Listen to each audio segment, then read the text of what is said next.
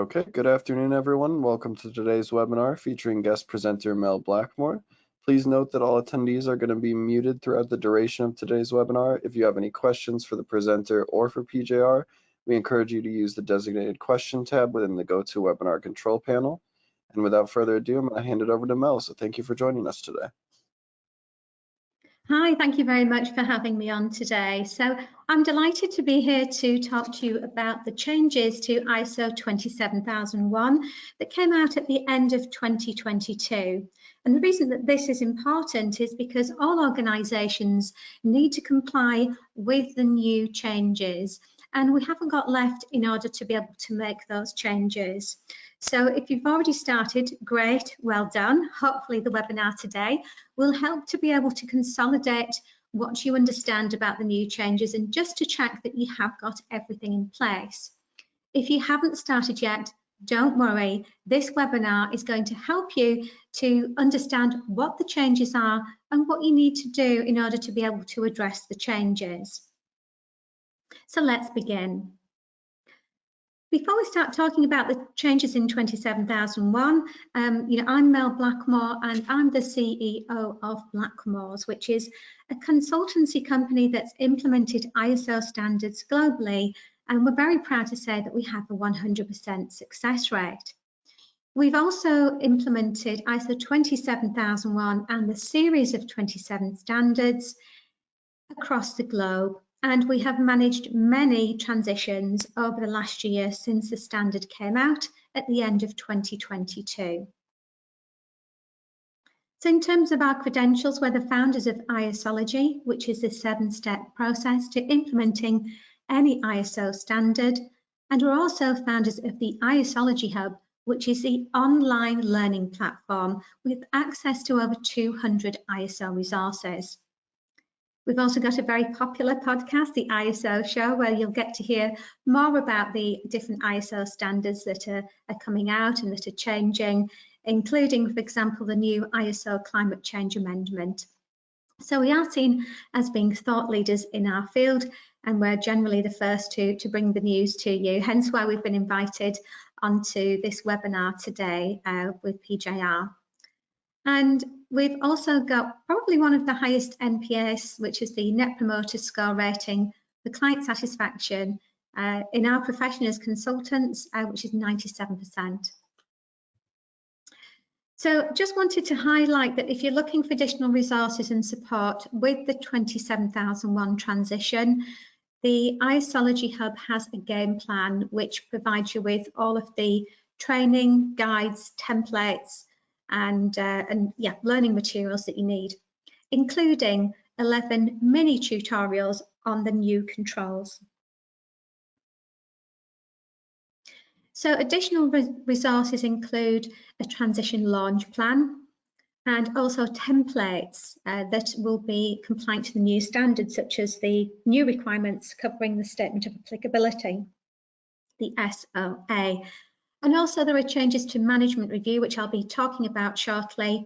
And we've got a template for that, along with the ability to be able to map the NXA controls with your business.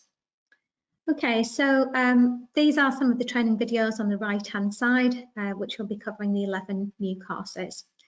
Just to let you know that 27001 has been implemented across a wide range of different sectors, including, from small businesses right through to multinational organisations. So yeah, this standard is applicable to all. So I mentioned that we haven't actually got long to go now until the deadline. So basically, the deadline is November 2025 globally. So anyone with a current ISO 27001 certificate will have to make the transition by this date at the very latest. The consequences of not doing so will mean that you will lose your certification. So it's strongly advised that at your next annual surveillance visit, hopefully that's this year, and you've got time to complete it in 2024, then you want to be asking for that to be your transition visit, because technically your certification body like PJR would have already mentioned it to you, and would be expecting to be doing it at that stage. Okay, but you do need to communicate with your certification body to ensure that the transition visit will be going ahead.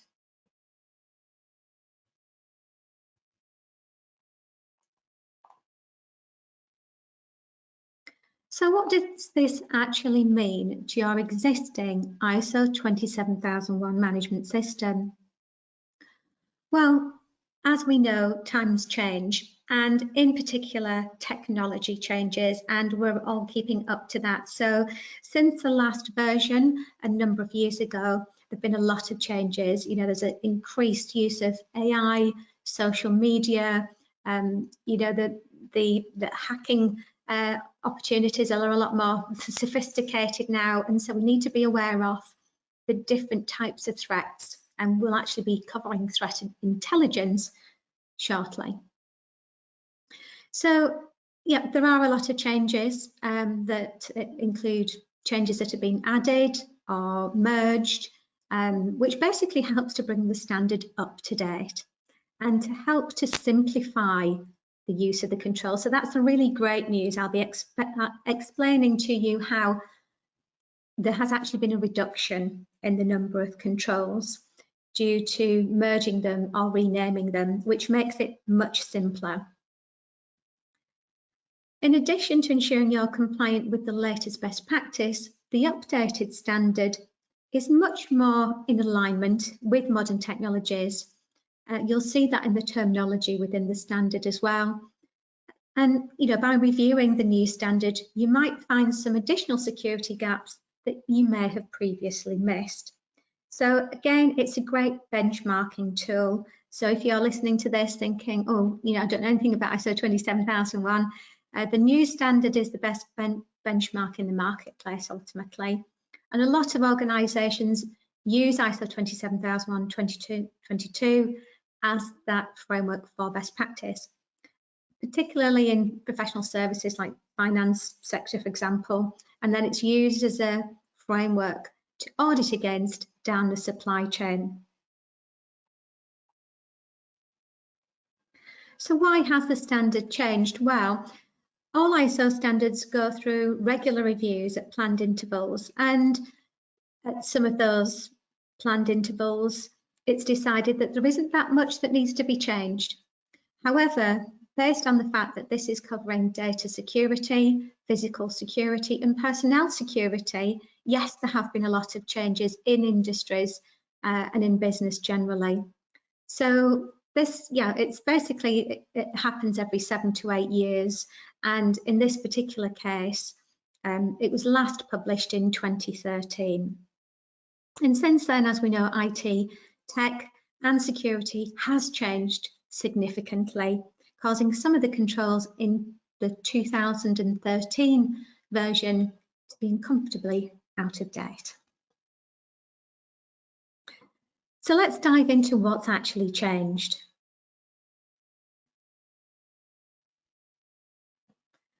At a very high level, the changes include 56 controls being merged into 24 newly titled controls.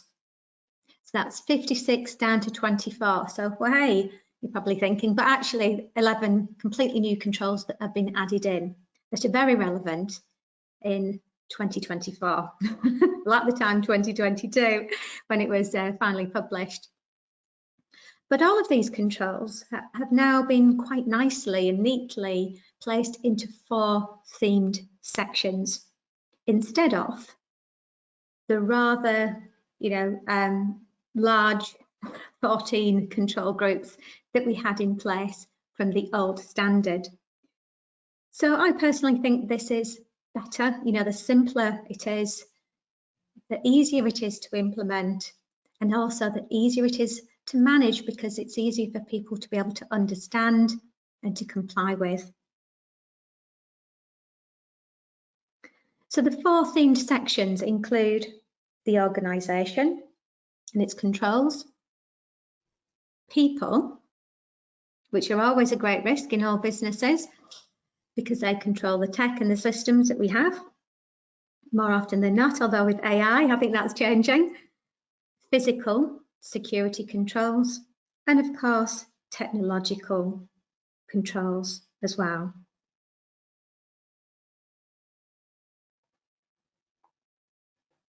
So what clauses have been changed? Well, a number of clauses have been changed with the latest 2022 version. So I'm just going to go through the main clauses which you will be familiar with if you've got an existing ISO management system, regardless of whether it's 27001 management system, such as, for example, 4.2, which is understanding the needs and expectations of interested parties. Okay, so the change here is that it's seeking that the management system is more aligned with its interested parties and identifies where it may or may not be able to meet their needs and expectations from an information security point of view. 4.4.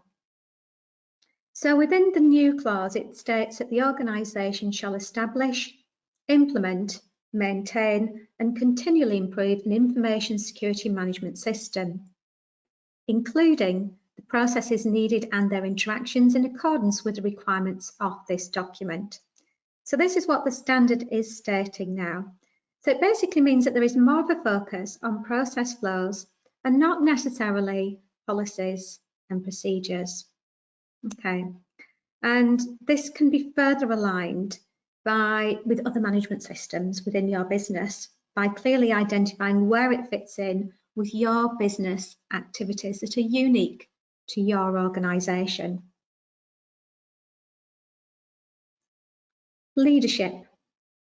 So now there is reference to business in the new standard and can be interpreted broadly to mean those activities that are core to the purposes of the organisation's existence.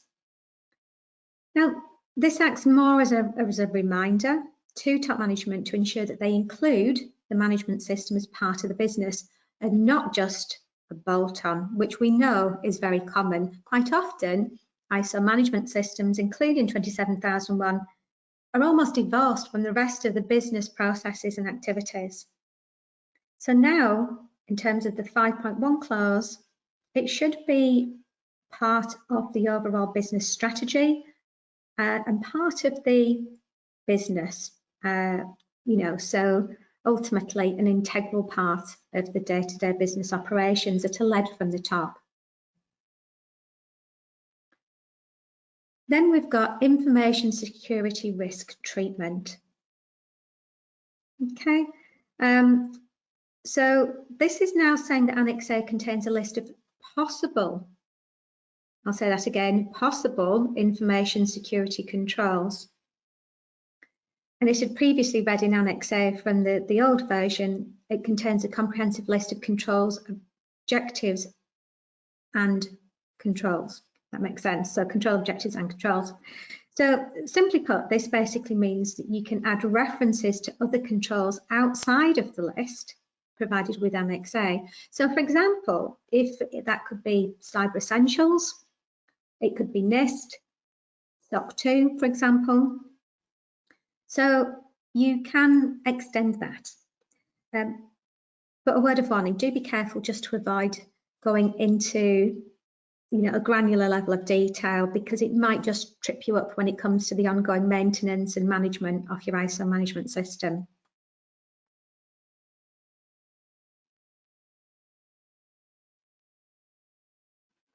Okay, sorry, so that was objectives and planning on 6.2. And also, sorry, I missed risk treatment. Sorry about that. That was in relation to those controls. So just on 6.2, in terms of objectives and planning to achieve them, a couple of extra points have been added here. For example, they need to be monitored and they need to be available as documented information. So the monitoring was previously a given, but it wasn't really specified. So now it's being made crystal clear. So now you've basically got to demonstrate how you're monitoring objective, planning and achievements. Moving on to 6.3, planning of changes. So within the standard, it states that when the organisation determines the need for changes to the information security management system, the changes shall be carried out in a planned manner. Now, we know that shall is you've got to do it. In the ISO standards terminology, there isn't any coulda, woulda, shoulda. A shall is you must do it. Okay, so again, so this has now been more aligned with ISO 9001's approach to changes. So all changes need to be planned before implementation, and now this obviously includes the information security consideration.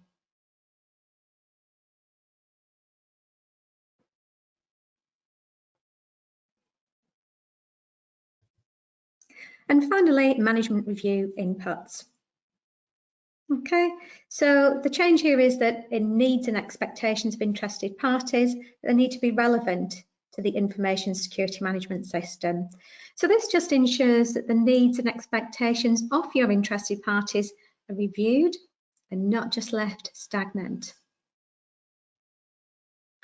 So they're the main changes within the main body of the standard. In terms of clarification of further clauses, there has been more detail that have been added to certain clauses. So if we look at the statement of applicability, for example, this is looking at having documented justification. Okay, so it should demonstrate that alternative controls provide an equivalent or better level of security. So there's more of an emphasis on justification there.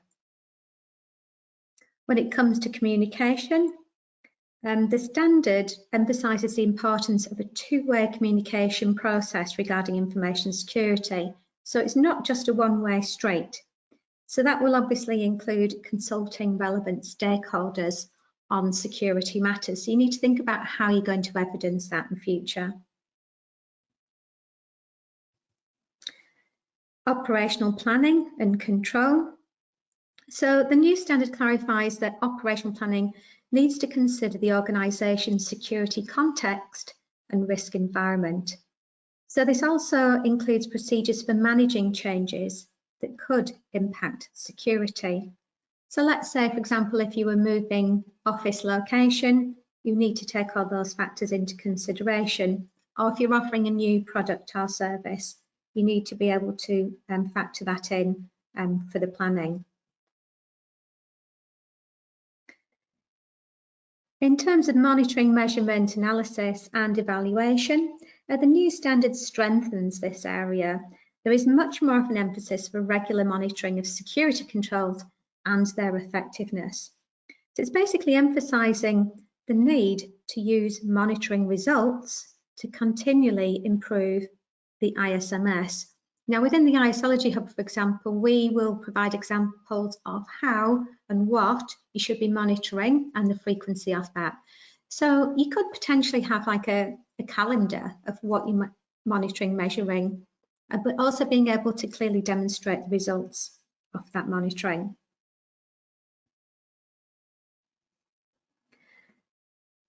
And then finally, the internal audit programme.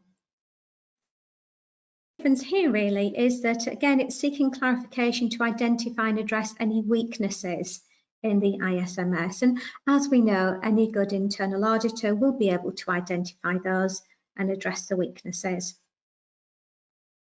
Okay, I think one of the final things to add on here in 9.2.2 is that the audit programme also needs to be commensurate with the organisation's risk environment.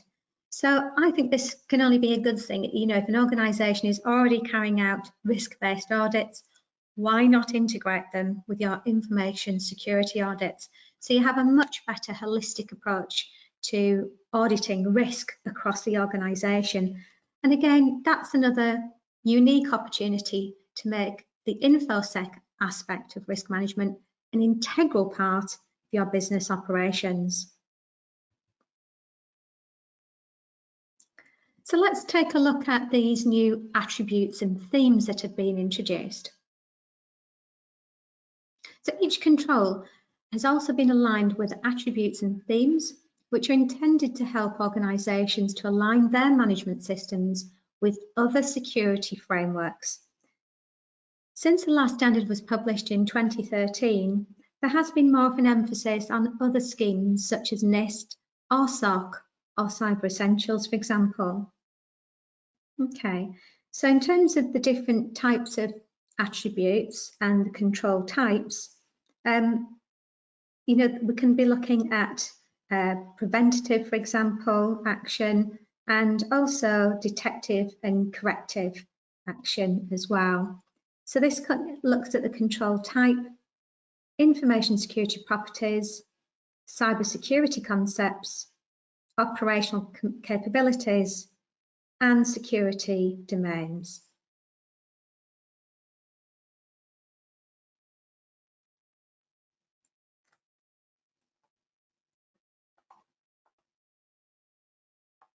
So let's take a look at some of these new controls that have been put in place here. So threat intelligence, that's an interesting one that's been added on. Information security for use of cloud services. ICT readiness for business continuity.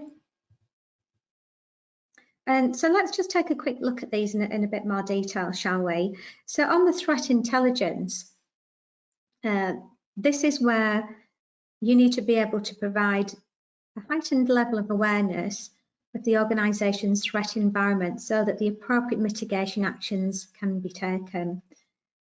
And this could come from many different sources, for example, local police websites or NCSC. There's also additional tools that you can use to detect potential phishing attacks. And this also includes consideration to external threats as well. So as we know, it's not just about protecting data, but it also covers physical security as well. In terms of the one on cloud services, this is interesting because some of you may be familiar with a standard specifically for cloud security, which is ISO 27017. So it's interesting that there is basically an adoption of the principles of 27017, and also 27018 has been taken into consideration here as well, which is the protection of personal information in the public cloud. And I guess one of the most popular data privacy standards, if we're looking specifically at personal information, of course, is ISO 27701. Which is all about data privacy. If you wanted further information on any of those standards, by the way, just get in contact with me after the webinar and I'll happily provide that information to you. Okay, so there's definitely more of an emphasis on cloud-based computing and security, because let's face it, we're all using it. So I think that's one of the most valuable updates that's been introduced with the new standard. Also, I think that there's definitely more of an emphasis on the business continuity side in relation to ICT readiness. Okay, so the specific requirement here is to ensure the availability of the organisation's information and other associated assets during disruption. And there are a few standards that may help if you're looking to develop this further. The main standard in terms of business continuity, of course, is ISO 22301. But there is actually a standard for ICT readiness for business continuity, and that's ISO 27031. So ISO 27031. And again, if you'd like further information on any of these standards, please do get in touch with me after the webinar.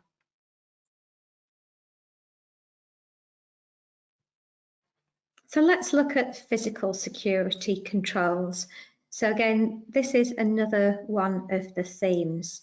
So there's only actually one control here that I'm going to mention that's worth mentioning on physical security monitoring. So this is to detect and deter unauthorized physical access. So that's the new requirement here. So this could include anything like CCTV, swipe cards, access control, for example. So it's obviously about how you monitor the external peripheral of your workplace, but also internal as well. So this can also include the ability to, regularly practice monitoring activities. For example, checking that the recordings are actually working and that the timestamp is correct on them. So, for example, if you did have some type of security incident, you've got that to fall back on. So yeah, there's a bit of an enhancement there on the monitoring side. Then in terms of the technological controls, this is probably where we've seen the greatest number of changes. So we've got configuration management. So this is to ensure hardware, software, services and networks function correctly with required security settings, and configuration is not altered by unauthorized or incorrect changes. So this basically means configuration for things like firewalls, software, any hardware devices, passwords, etc., for example, and to be able to explain and monitor these on a regular basis. There's actually another standard that might provide assistance here, whether you've got this standard or not, and that's ISO 20000 on IT service management. So it helps to provide, I guess, a greater understanding around the configuration on this as well. Information deletion. Okay, so we know that this can be a bit of a problem for organisations, whether this happens intentionally or unintentionally. But what we have to be very wary of is that we need to make sure that we are still legally compliant. So some types of information have to be kept for a certain period of time, depending on the type of information. For example, it could be financial records, insurance, and this will vary from country to country. So the specific requirement here is to prevent unnecessary exposure of sensitive information and to comply with legal, statutory, regulatory and contractual requirements for information deletion. Okay, so this did exist in the standard, but it's just more explicit now.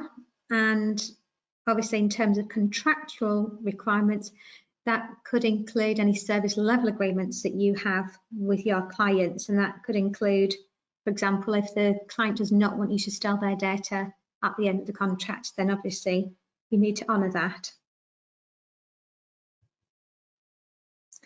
Data masking.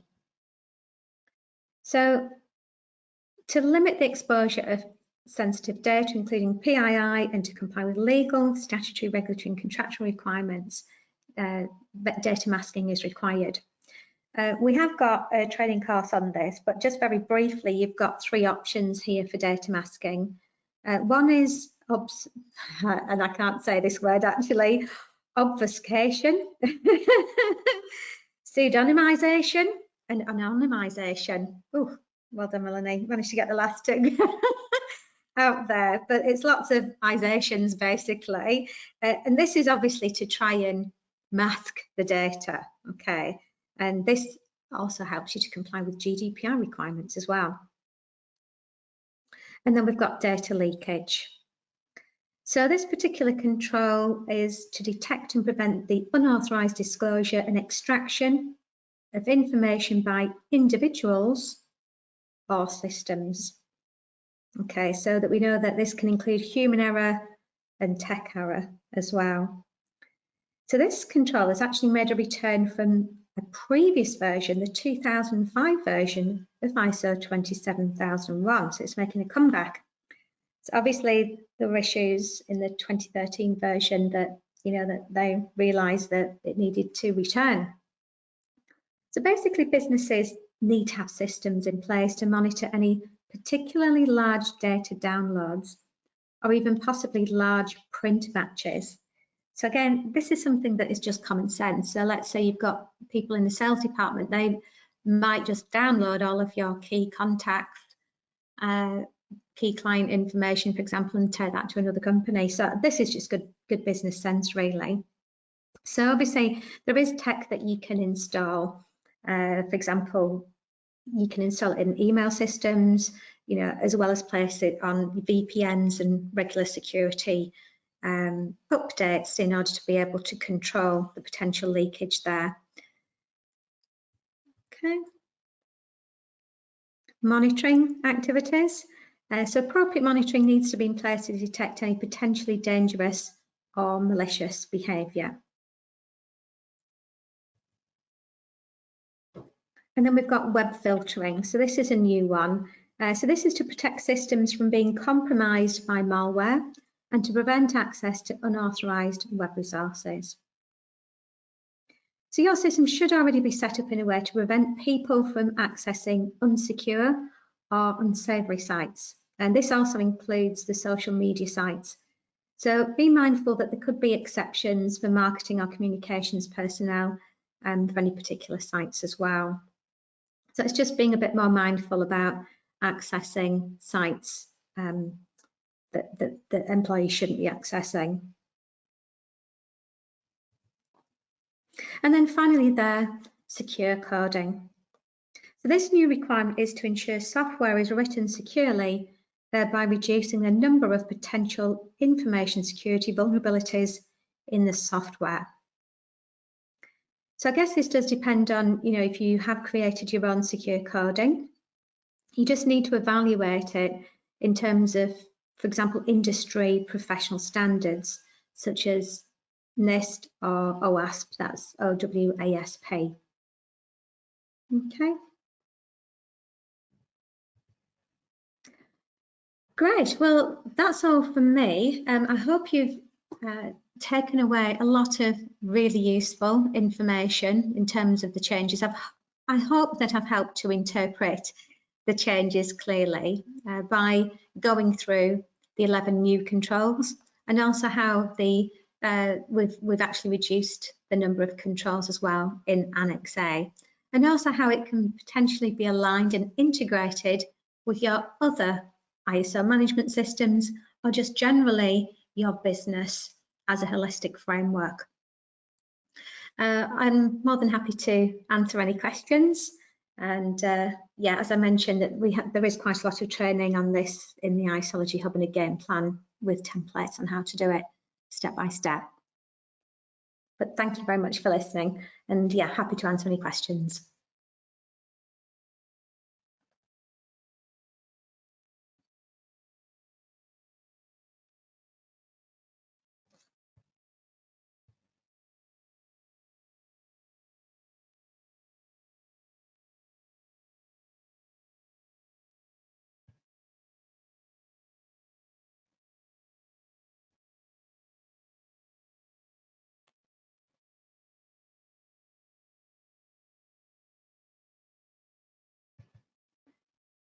Okay, there's a question that's come up. Where can we grab the recorded session from today?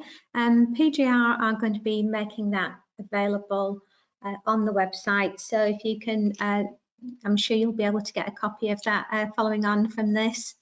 So yeah, that PJR will be in contact with you to make sure that that's available.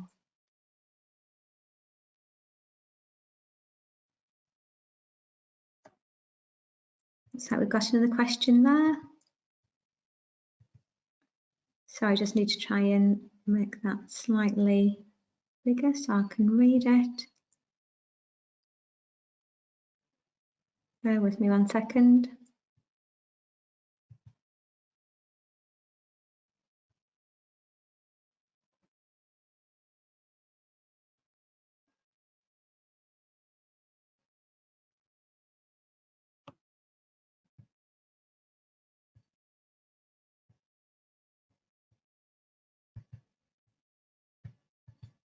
All I can see here is it's saying developing access databases. I'm not sure if I'm missing some of the question there, or whether it was submitted without full completion of the question.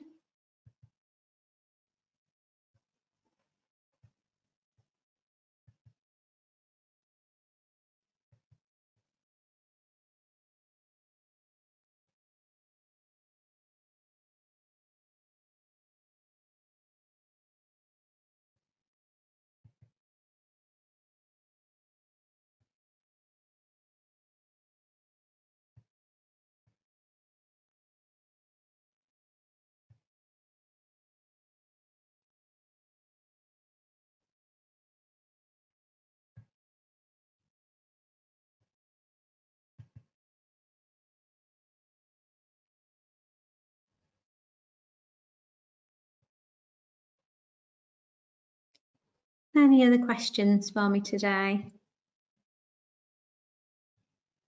Oh, how long do I think the transition will take in total? Yeah, thank you for that that question. Most companies are taking a few months to manage the transition. I mean, first of all, you need to do a review of your existing ISO management system in relation to the new standard.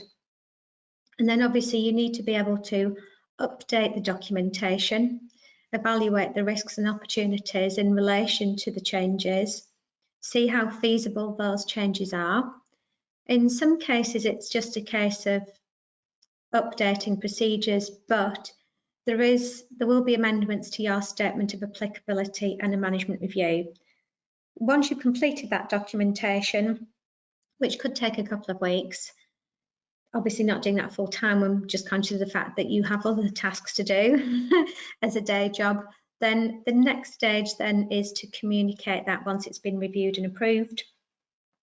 And you also need to have carried out an audit against those new requirements as well, because that is your evidence of compliance ready for your next annual surveillance visit. So the next stage after that is obviously management review.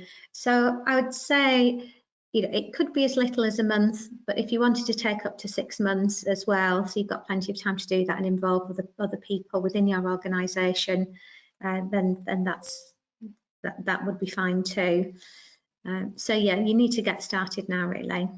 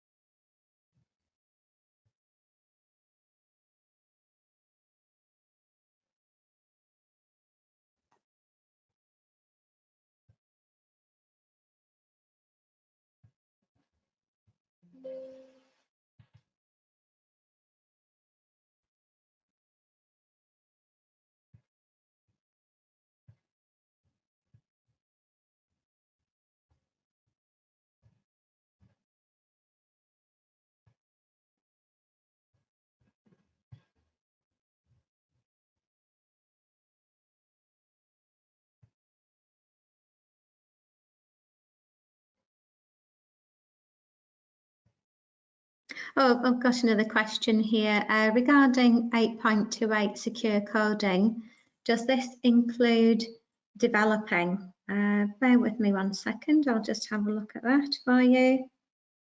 Secure coding, so the particular requirement on that, on the secure coding, to ensure software is written securely, thereby reducing the number of potential information security vulnerabilities in the software. So yes, this would include writing that. So it basically says if you have created your own coding, you just need to ensure that it's been evaluated against industry professional standards, which you would be doing anyway for a coder. So the answer to that question is yes.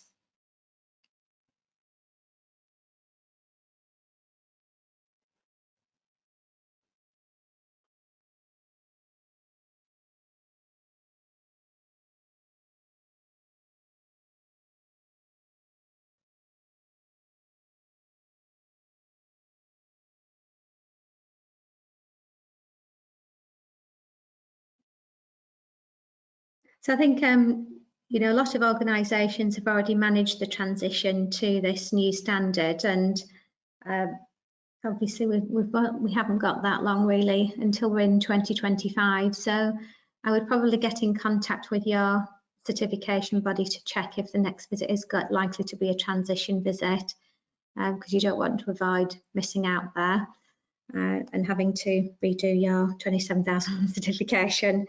You want to try and avoid doing that at all costs, really. And if you wanted to find out any other particular information that you think of, you know, after this event, that you've just remembered, you know, after you've logged out, then please do get in contact with me at the contact details there, and yeah, we'd be happy to help.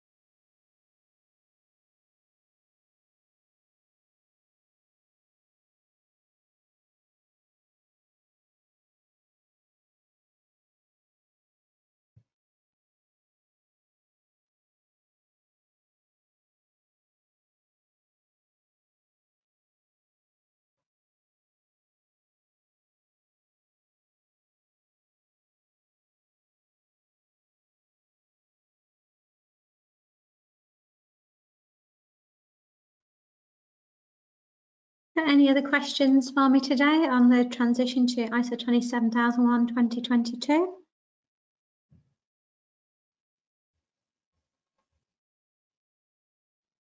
Okay, well, hopefully that was all the information that you needed to get started on your transition. So yeah, I'd just like to wish you all the best with your transition. Yeah, if you do get stuck, then please don't hesitate to get in contact with us. Thank you very much.